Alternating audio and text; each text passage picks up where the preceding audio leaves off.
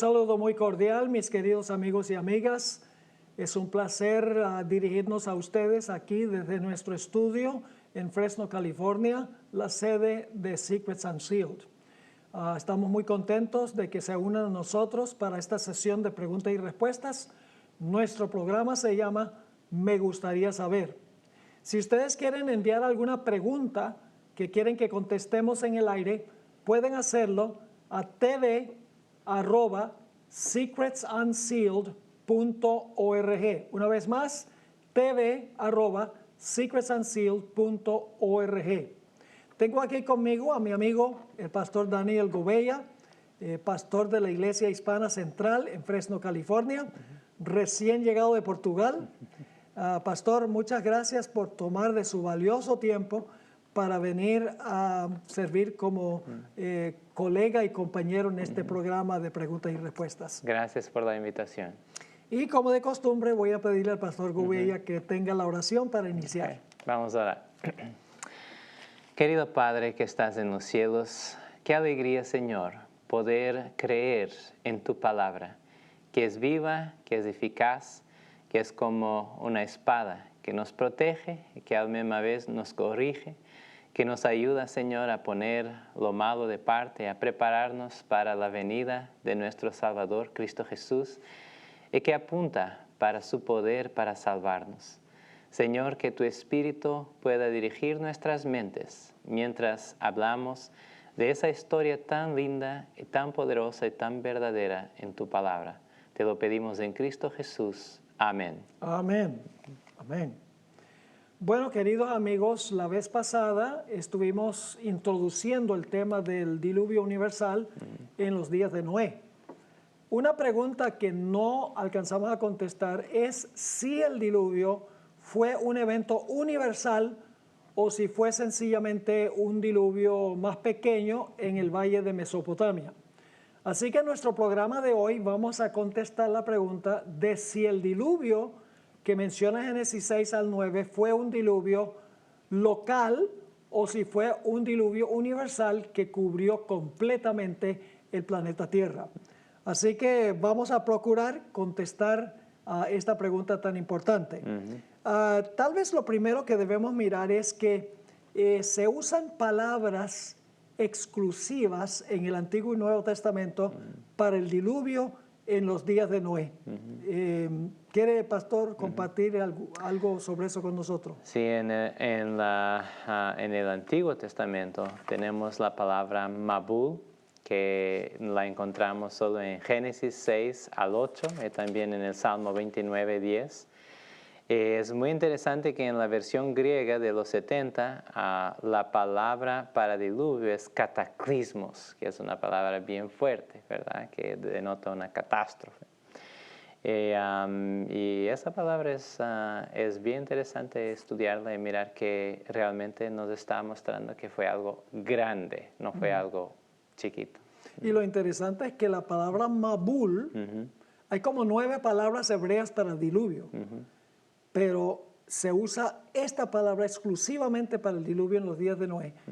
Y en el Nuevo Testamento hay 3 palabras que se traducen diluvio, que son plemura, pótamos y la palabra cataclismos. Cataclismos se usa solo para el diluvio en los días de Noé.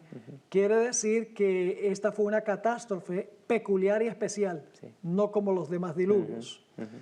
Ahora, hay otras evidencias que indican que el diluvio fue un evento universal.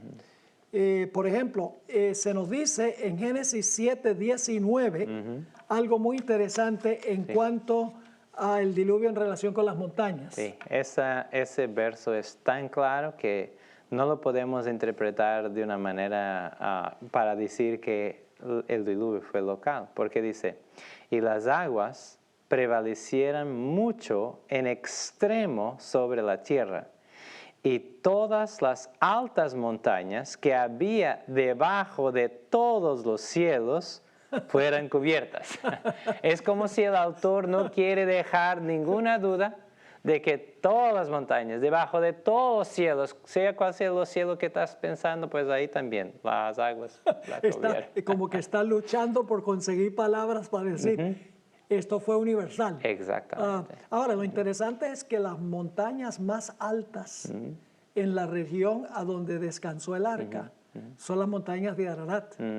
Hay montañas que tienen 17,000 pies de altura. Yeah. Así que si el diluvio alcanzó más alto que las montañas más altas, tiene que haber sido más de 17,000 pies. Ahora, algunos dicen, bueno, pero es que el diluvio formó las montañas. Formó las montañas. Pues si formó las montañas, tiene que haber sido una catástrofe Terrible, para formar una tremenda. montaña de 17,000 pies. Exactamente. Así que sea de una manera o de otra, claramente tenemos una indicación de que fue un evento universal. Sí, sin duda. Ahora, otro punto. El asunto de animales en el arca. ¿Cómo nos indica eso a nosotros que el diluvio fue un evento universal?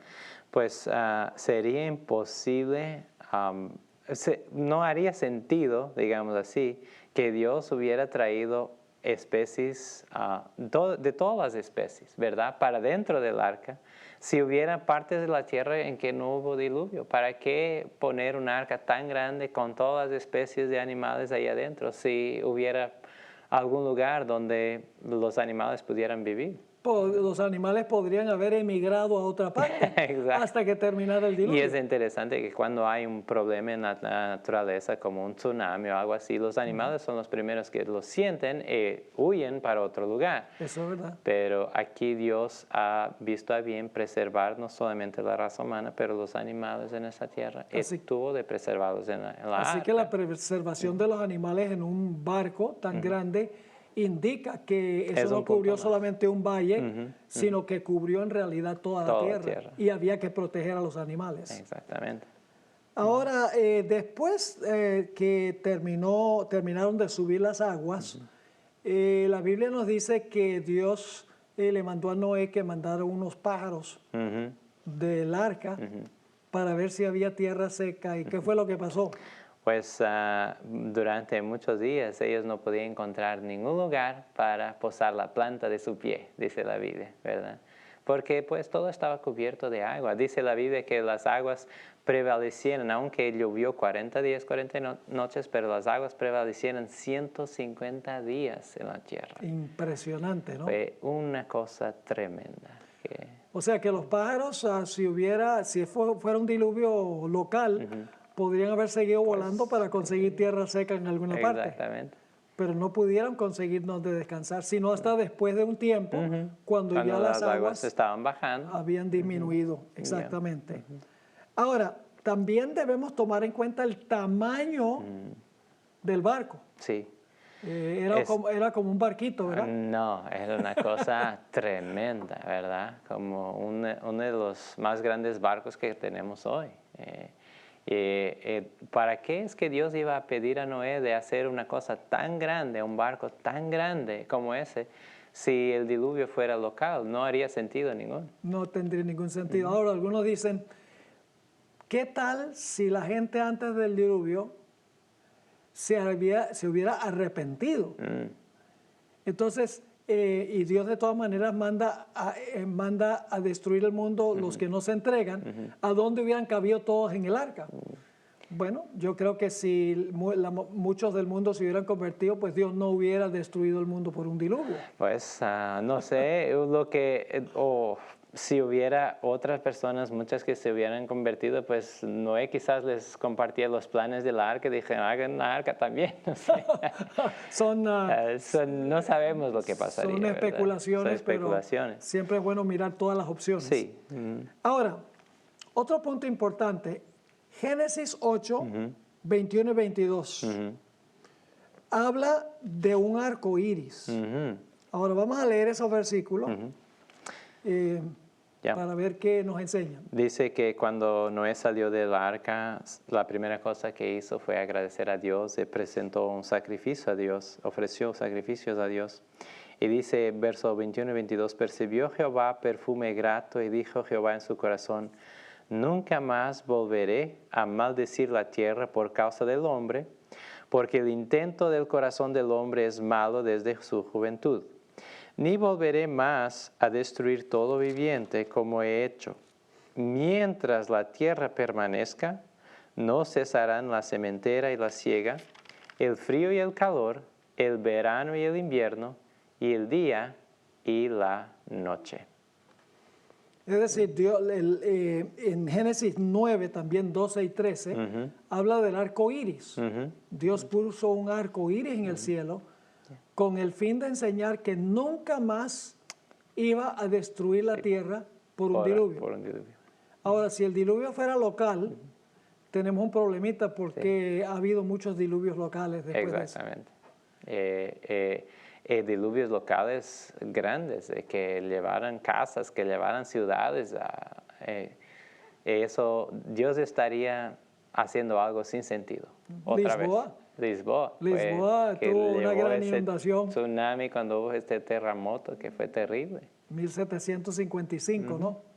El famoso terremoto de Lisboa, uno de los más grandes de la historia. Exactamente. Así que poner un arco iris y prometer que nunca iba a ser destruido el mundo por un diluvio, Dios no hubiera estado guardando su palabra, porque ha habido muchos diluvios locales si el diluvio hubiera sido meramente un evento local.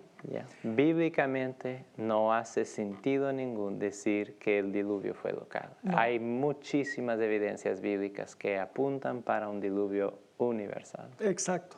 Ahora, no solamente hoy en día algunos científicos y eruditos teólogos dicen que el diluvio fue un diluvio local, que no podemos confiar en el relato de Génesis 6 al 9, sino que están diciendo que no podemos confiar en la historicidad de Génesis 1 al 11, es decir, de todo lo que está en Génesis 1 hasta el capítulo 11. Ahora, eso crea un problema muy grande, porque no solamente está en juego la credibilidad de Moisés, quien escribió el relato de Génesis bajo inspiración del Espíritu Santo, sino que creo también pone en tela de juicio a otros autores. Y al propio Jesús, ¿verdad? Porque si creemos que las palabras de los evangelios son inspiradas, Jesús ha citado Génesis y ha citado los primeros capítulos de Génesis. Entonces, ¿será que Jesús iba a citar una cosa que no es verdadera? El apóstol Pablo, el apóstol Pedro, todos esos autores del Nuevo Testamento que respetamos mucho, ellos creían en la inspiración y en la historicidad de los primeros 11 capítulos de Génesis. Sí. Si ellos, inspirados por Dios, lo creían, ¿cómo es que yo puedo decir que no lo creo? ¿Verdad? Entonces, O sea, que habría que poner en tela de juicio a Pablo, a Pedro, a Juan, a Mateo, porque Jesús en Mateo 19 dijo, el que los hizo al principio, varón y hembra los creó. Estaba citando Génesis 2. Exactamente. Y el apóstol Pablo habla del primer Adán y del segundo Adán. Y Pedro, en 2 Pedro 3, habla del diluvio. Y muchos que niegan que hubo un diluvio universal o que Cristo va a venir en las nubes. Así que no solamente es poner en tela de juicio a Moisés, quien escribió el relato, sino Jesús, quien dijo que como fue en los días de Noé, así será la venida del Hijo del Hombre. Exactamente. Y también la confiabilidad de Pedro y de Pablo, todos los autores del Nuevo Testamento. Y para mí hay dos peligros muy grandes en no considerar los 11 primeros capítulos bíblicos como inspirados y como algo que realmente sucedió. Es que si empezamos a hacer eso luego en el principio de la Biblia, pues vamos a ser tentados en todo lo que no nos gusta o que no cabe en nuestra concepción, también lo vamos a quitar. Pero además de eso, la Biblia es muy clara que la muerte de Jesús, su sacrificio por nuestros pecados, pues es algo, el pastor ha citado que Pablo habla del primer Adán, del segundo Adán. En 1 Corintios capítulo 15, él empieza ese capítulo diciendo que de acuerdo con las Escrituras, Jesús murió por nuestros pecados. Si quitamos la creación y si quitamos el diluvio y si quitamos esos 11 primeros capítulos bíblicos, ¿dónde vamos a poner la importancia y la razón para la cruz de Cristo? ¿Verdad? Entonces, es muy peligroso empezar a quitar capítulos de la Biblia. Exacto. cuando no entran en nuestra concepción o en lo que nosotros creemos hoy día.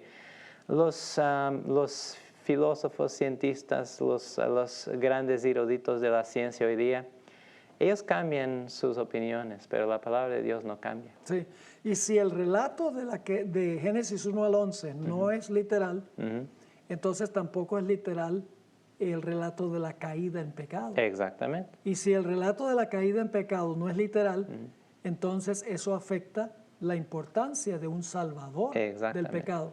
Y es interesante que tanto Juan Pablo II como Francisco I han dicho que este mundo llegó a existir por un largo proceso de evolución a través de millones y millones de años.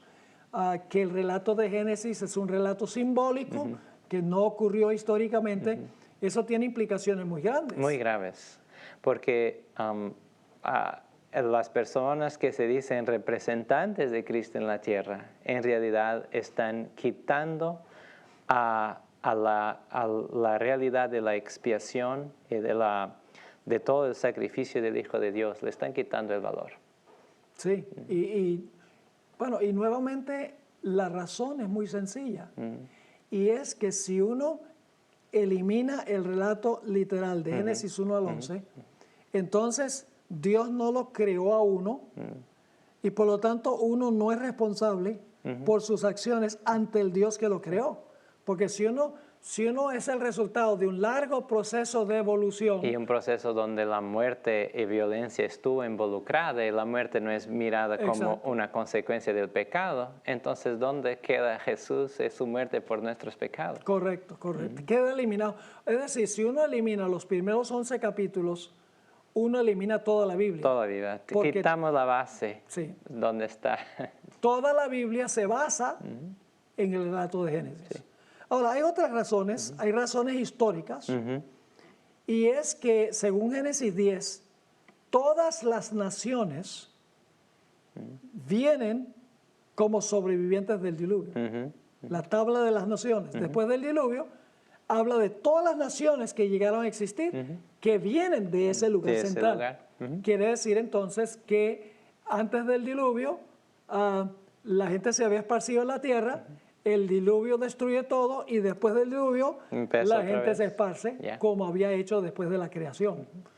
Además de eso, en cada cultura del mundo hay memorias de diluvio, más de 200 historias de memorias sobre un diluvio que cubrió toda la tierra. Tal vez la epopeya de Gilgamesh es la más famosa. En estas historias generalmente hay varios puntos en común. Hay un héroe, los dioses advierten de que viene un diluvio, el héroe construye un barco para su familia y sus amigos. El diluvio en Atrahasis, por ejemplo, que es un relato babilónico, el diluvio dura 7 días y los animales fueron sacrificados después del arca. Y después del diluvio se reinstituye la sociedad con castigos para aquellos que violan las leyes de los dioses. Así que hay muchos detalles que son muy interesantes en todas estas historias, que hay ciertos paralelos con el relato bíblico. Por ejemplo, en la epopeya de Gilgamesh dice que se mandó una paloma, luego una golondrina y luego entonces ¿cómo se dice raven en español? Un cuervo. Un cuervo, y luego un cuervo, y entonces que el cuervo nunca regresó. Así que claramente hay memorias un poquito tergiversadas, un poquito cambiadas, porque con el transcurso del tiempo los detalles específicos se van olvidando, pero todas estas tradiciones indican de una realidad, un evento que realmente sucedió. Todo está regresando a una memoria original. Ok, ahora hay razones geológicas también por las cuales podemos confiar que el diluvio fue universal. ¿Cuáles son algunas de esas? Pues cuando miramos al fossil record, el registro fósil, geológico, podemos mirar que hay muchas evidencias de un cataclisma, ahí se puede decir, se puede utilizar esa palabra que el Nuevo Testamento utiliza, algo catastrófico que sucedió. Hay animales que miramos sus fósiles de ellos aún comiendo en posición vertical y que pues algo fue que los, que los apañó ahí cuando estaban así. Hay otros que están completamente destruidos. Hay muchas cosas que podemos mirar, las montañas escarpadas, el petróleo, el carbón y los fósiles que están en todo el mundo en grandes cantidades. Entonces, hay muchísimas cosas que nos muestran que hubo como que la tierra fue virada al revés, ¿verdad? Uno mira, por ejemplo, los grandes yacimientos de carbón y de petróleo. Todo eso es materia orgánica. ¿Cómo es que se fue a parar ahí abajo? Sí, y la gente dice, bueno, algún día se va a acabar el petróleo y el carbón, pero siguen sacando y sacando y sacando. Tiene que haber existido muchísima materia orgánica, plantas, animales, seres humanos que fueron enterrados, que se convirtieron en carbón y en petróleo. Sí, la cantidad de árboles que fueron decimadas por el diluvio, cómo eran los árboles antes del diluvio.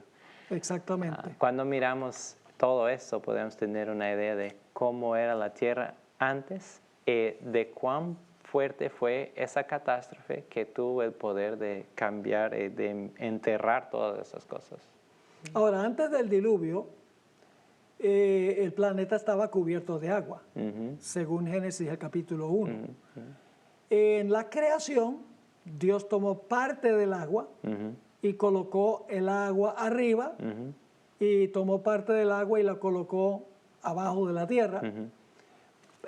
Yo creo que el propósito del agua encima de la tierra era para que hubiese un clima uniforme. Sí. Es decir, la tierra era como un gigantesco invernadero, ¿verdad? Donde el clima era igual en todas partes, perfectamente ideal. Y luego el agua que puso abajo era para que subiera como un vapor de la tierra para regar la tierra. Ahora, la Biblia se refiere al agua arriba como las ventanas del cielo y al agua que puso abajo como las fuentes del gran abismo. Ahora, que Dios en el diluvio no tuvo que inventar agua. No, la agua estaba ahí. ¿De dónde sacó a Dios el agua para el diluvio? La Biblia nos dice que todas las fuentes de los cielos se abrían, ¿verdad? En Génesis todas 7, las ventanas del cielo y todas las fuentes de la tierra pues se abrieron. Génesis 7 ¿verdad? y el versículo 11. 11 nos dice, en el año 600 de la vida de Noé, en el mes segundo, a los 17 días del mes, aquel día fueron rotas todas las fuentes del gran abismo, y las cataratas de los cielos fueron abiertas. Interesante, las cataratas. Yo no sé, me imagino que has tenido el privilegio de visitar las cataratas de Iguazú. No he estado en Brasil aún, felizmente. Yo estuve allá en el lado de Brasil, en las cataratas de Iguazú. Es algo impresionante. Sí. Eso, el agua truena cuando cae. Sí, he estado en las de Niágara, no son tan quizás gloriosas, pero también ahí he visitado los túneles que están por detrás del agua. Cuando estamos ahí y miramos esa agua caer, es una cosa... Las cataratas de Niágara son como un chorrito de agua cerca de las de Iguazú. Wow. Pero cuando yo estuve allí en Iguazú, lo que me vino a la mente fue el diluvio en los días de Noé. Pensar que lo que yo estaba viendo allí en la frontera entre Paraguay, Brasil y Argentina, eso había pasado a nivel de todo el mundo en el diluvio. Tiene que haber sido un cataclismo, una catástrofe, pero impresionante. La hermana de White en el libro La historia de los patriarcas y profetas, cuando habla del diluvio, dice que los jactos de agua que venían de la tierra, que levantaban grandes piedras, grandes rojas, y que después de ellas caían sobre... Y se enterraban en la tierra. Entonces, eso fue una cosa tremenda. Y ¿quién quiere aceptar la autoridad de la Biblia? Y quiere aceptar que Dios dice siempre la verdad. Estudia los registros fósiles de la geología basado en la autoridad de la palabra de Dios, encuentra mucho más respuestas que el que la rechaza. Es decir, es cuestión de fe. Ujú. Sí. Uno decide si va a creer en el relato o no. Y pues la hermana White dice que para la persona que no quiere creer, Dios puede dar muchísima evidencia, pero no lo van a creer porque la fe se basa no en la demostración, sino que se basa en evidencia. Sí. Evidencia para un diluvio universal hay mucha, Hay mucha. pero no hay comprobación, porque para comprobarlo tiene uno que haber estado allí, Sí. para verlo con los ojos Claro. y escucharlo con los oídos. Pero yo personalmente hace muchos años decidí que yo voy a tener fe en el relato de la palabra de Dios. Dios es tan respetador de los seres que Él ha creado a su imagen que Él no nos va a obligar a creer. Hay evidencias suficientes para aquel que quiere creer. Si una persona dice yo no quiero creer, yo quiero rechazar, entonces Dios no va a obligar a la persona a creer. Exacto. Me encantan las palabras de Jesús en el capítulo 6 de Juan, verso 37, que dice, todo lo que el Padre me da vendrá a mí, y al que a mí viene, yo no lo echo fuera. El verso 44 dice también, ninguno puede venir a mí si el Padre que me envió no lo trajere, yo le resucitaré en el día postrero. Y en el capítulo 8 también nos dice Jesús que el que es de Dios, capítulo 8, verso 47, el que es de Dios, las palabras de Dios oye. La persona que quiere creer, que quiere abrir su corazón, pues va a escuchar la palabra de Dios y va a creer en su autoridad. Todo es cuestión de una decisión de fe. Amén. Bueno, cuando uno está gozando, el tiempo pasa rápido. Gracias, Pastor Gubella, por haber estado aquí. Y gracias a ustedes por haber sintonizado este programa hoy. Estamos muy contentos de tenerles con nosotros.